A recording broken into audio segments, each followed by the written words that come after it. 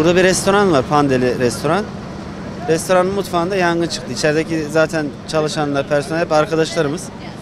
İlk bir duman çıktığında yukarı çıktık, tüple müdahale yaptık ama tabii büyüdü. Büyüyünce bir yarım saat 40 dakika zaten itfaiyenin gelmesini bekledik.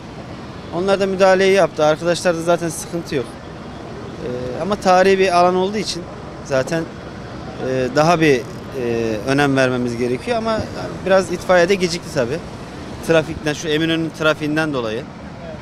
Daha önce bir kere çıkmış evet ama biz burada değildik. Uzun bir süre önce çıkmış. Aynı yerde mi? Aynı yer. Aynı. Ya restoranla ilgili bir durum değildi işte artık içeride ne var? Tahta çok sanırım. İşte tahtanın olduğu yerde mutfak biraz sıkıntı. Artık bir yerden kıvılcım almış. Çok şükür cana bir şey olmadı yani. En önemlisi de bu. Yangını görmedim. Yukarıda çok büyük duman çıktı. Ve sağa sola haber verdim. Şükürler olsun geldiler, koştular. Yani eline geldiği kadar iş yaptılar. Allah razı olsun.